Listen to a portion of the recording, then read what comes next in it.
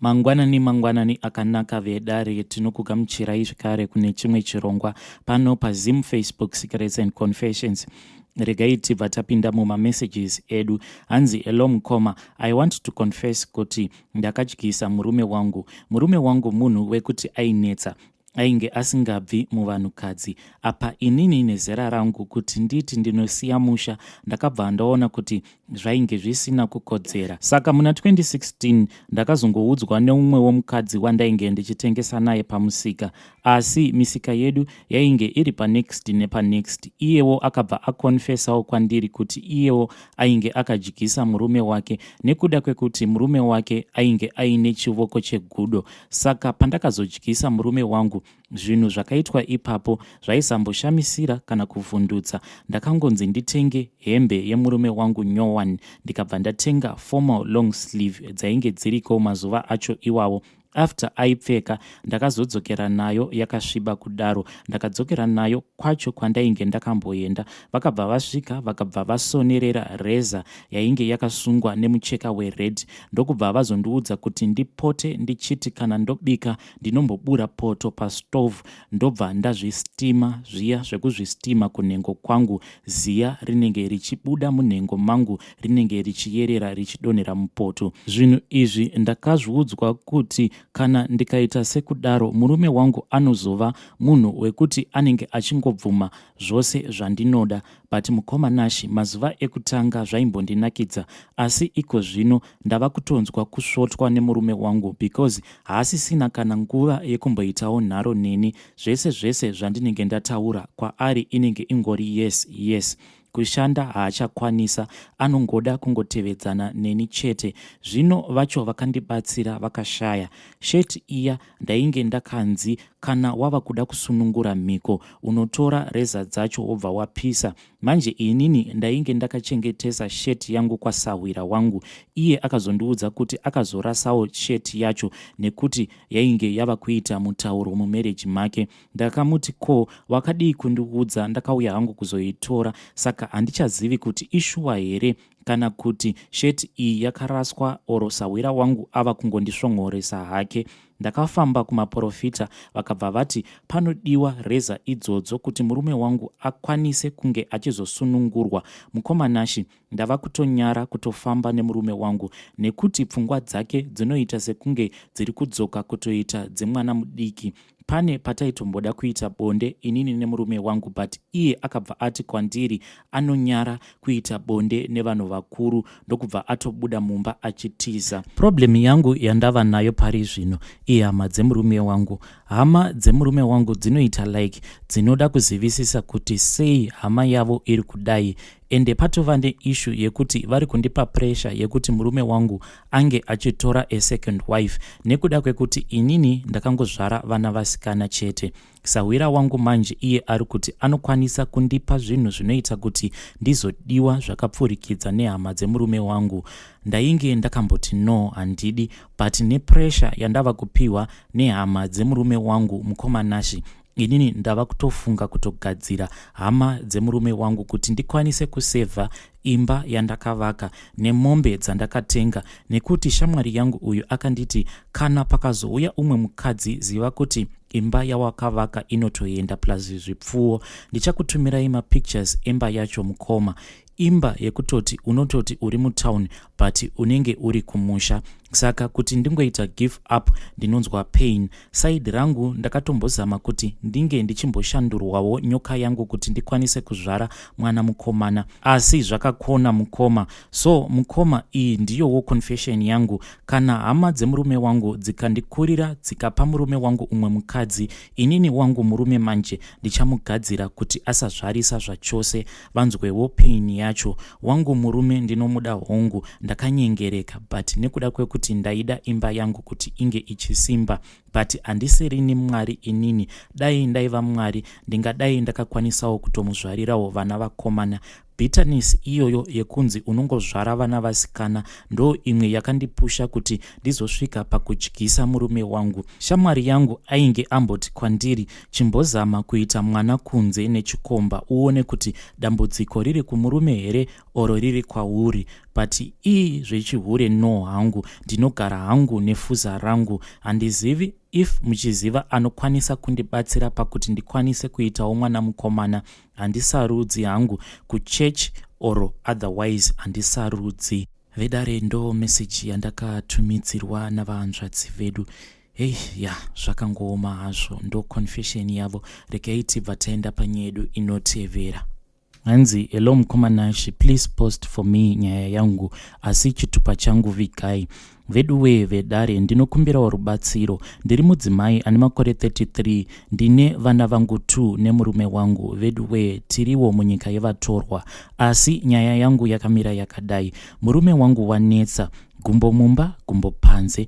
Veduwe, nerugare mumba hamuchina. Ndaikumbirawo kuti munge muchindibatsira kumisa chipfambi chemurume wangu, nekuti hapana hapo chandinoshaya kubva kwaari, asi chihure. Veduwe, ndabvuma hangu. Ndinokumbirawo rubatsiro. Kutaura kuno ndakatorongedza mabhegi angu, asi nyaya iripo, ndakazotombomiswa nanasisi vake. Ndivo vakati kwandiri, amai guru garai. Ndikabva ndambogara hangu, asi kungogara zviya zvemunyama, asi mwoyo wangu vedare hausisiri pamurume wangu. Murume wangu ndaimuda chaizvo, asi chero izvezvizvi ndinomuda, asi mwoyo wangu veduwe hausisina kugadzikana. Please ndibatsireiwo, imba yangu zvose nemurume wangu akwanise kungomira neni chete, tese tiri vaviri tingori mumba. Please ndibatsireiwo. Vedare ndo message yandakatumidzirwa navahanzvadzi vedu. I think kuti izvi ndo zvezvimwe zvezvinhu zvinokwanisa kuzokonzeresa kuti vanhukadzi vapote vachizotyisa varume vavo. Vana baba, ngatisashungurudzei vana mai mudzimba umo. Regai tibva taenda panyedu inotevera. Makadi mukomanashi. Lomuramu ndichinjira voice rangu. Mukomana yangu yakamira yakadai. Ndiri murume makore 32 kubereka. Kubva ndichikura ndakakura ndigara kumba kwanasekuru, kunouya kuberekwa mai. Ndikazoenda kumba kwababa ndagrade 2, baba vakasvika vakati zvino handisi mwana wavo. Ndikabva ndadzokera kwanasekuru ndikazokurira kusvika apa nditange kuva ujaya, ndigone kutanga kuita zvevasikana ndokwandairi. Asi dambudziko rangu rakamira rakadai mukomanashi. Mudzimai wangu wekutanga wandakaroora, nangu nditanga kugara nemudzimai uyu. Hatina kugara hedu zvakanaka. Kwanasekuru koko ndakamuroora ndichigara. Kusvika ndabva ndikandogara mugrowth point nemudzimai uyu. Hatigare mudzimai uyu wakatorwa waiva mwana wasisi wacho, but waiva mukuru kumudzimai wangu. Ndobva atorwa mukadzi wangu akaenda ikoko. Aenda ikoko vakabva vandotanga kuita zvekutengesa muviri. Ndobva ndazviudzwa nevanhu vaiziva mudzimai wangu. Bhozi wakabva munzvimbo yatarira matiri akaenda Kuti Nhengo ndokaindotengesa muviri ake. Aenda ikoko ndobva ndaudzwa nevanhu vaidhiraivha makombi aenda Kuti Nhengo kuti mudzimai wako tomuona usiku kuchigara pasi ndokwanenge ari. Ndikati ndobva ndamusendera mese ngati aiwe shamba kukuoneka pakadai usachadzoka. Ndobva ndaona umwe ndobva tagara. Ndobva aita nhumbu ndobva abvisa. Ndobva taramba chigara ndobva aita imwe nhumbu ndobva takonana panhumbu. Ndobva asara akaita mwana mukomana. Ndobva ndazodzokerako ndoona mwana mwabva sina dambudziko. Ndobva ndaona umwe tikagara hatina kunge taita mwana. Ndobva ndazowana futi umwe akaita nhumbu tikakonana. Dambudziko rangu rakamira rakadai mukoma. Ndiri izvozvizvi ndine vakadzi vanosvika kuita 5 nevana 5. Umwe nemumwe mukadzi wokuenda nemwana wake. Asi dambudziko rangu guru pariri, ndiri munhu unoda kuti agare nemudzimai but zviri kuramba. Ende handiziva kuti zviri papi. Togona kungoti mudzimai ava nenhumbu ine 3 or 4 months. Togona kukonana nechinhu chiri simple, munhu woenda. Pavakadzi ava vari 5, vakadzi 2 vokutanga nemukadzi wokupedzisira number 5 ndo vakadzi vakatombosvika pakusununguka vana ndinavo. Asi vanosununguka vana ndinavo mukoma, havasununguki vana zvekuti unosununguka zvakanaka. Unosununguka hake nekupusha bati panenge pashanda muteuro.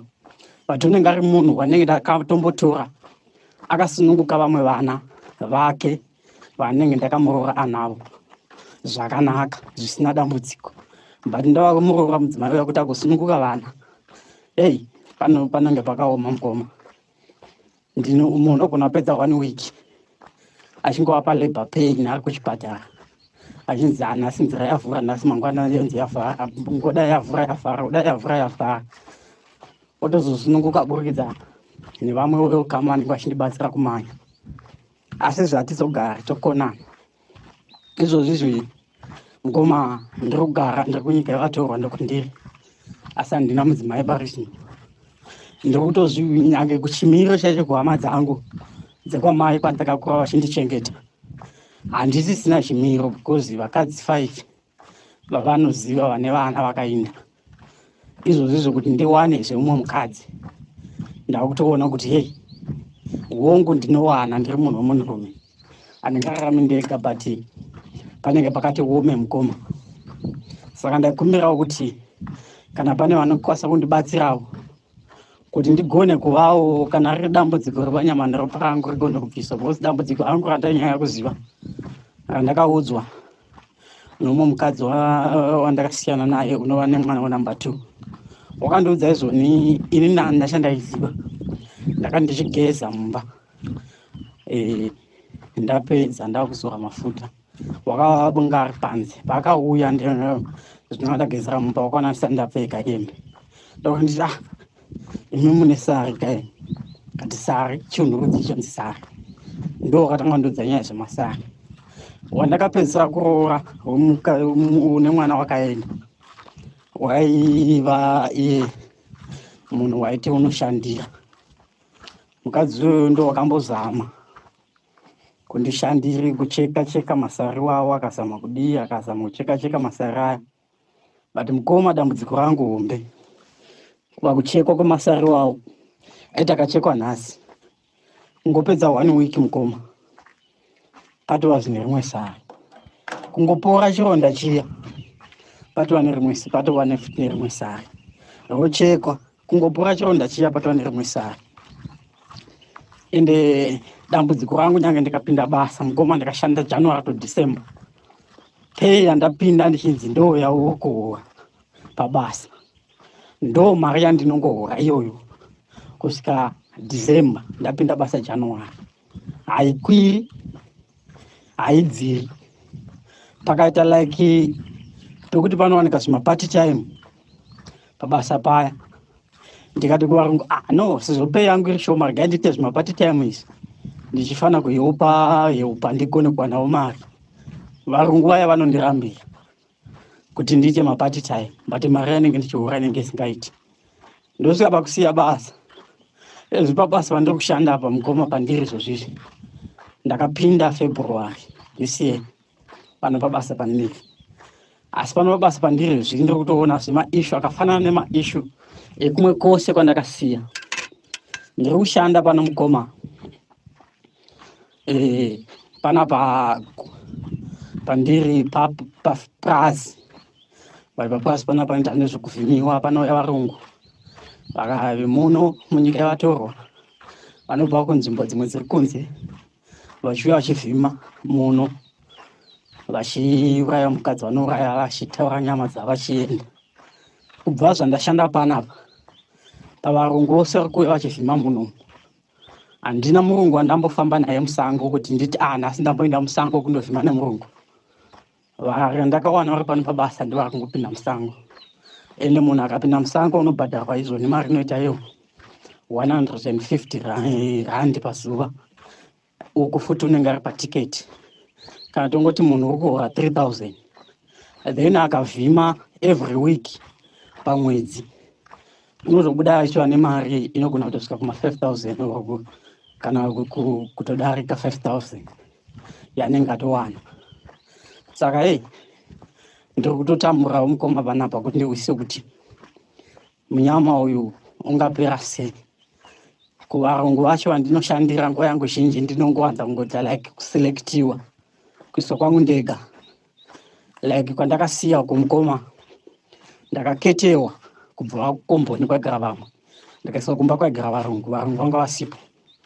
Ndichingogara kumba kwevarungu less than 2 weeks vakabva vapinda marobhari masikati machena.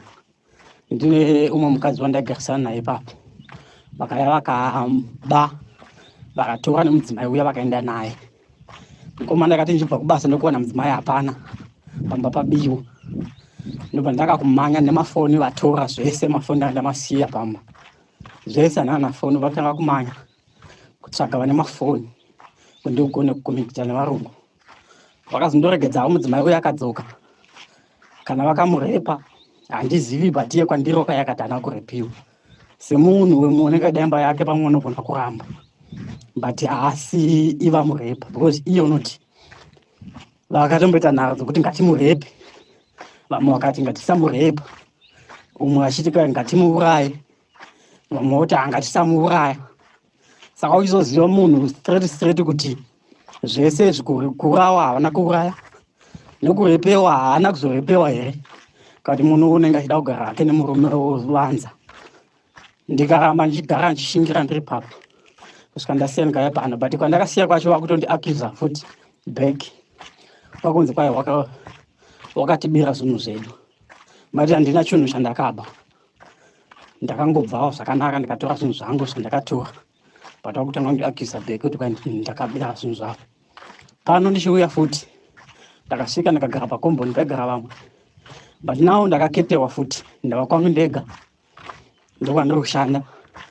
Pakauya maklayend anouya kuzofuramuka, pamwe ndogona kuti ndichitova kubasa ndichicheka kana waya, ndopa ndinotoona ko bozi murungu panapa une maplus 4 mamwe maplus 2 parizvino izvi, ndokwandiri kugara kune mamwe maplus 2.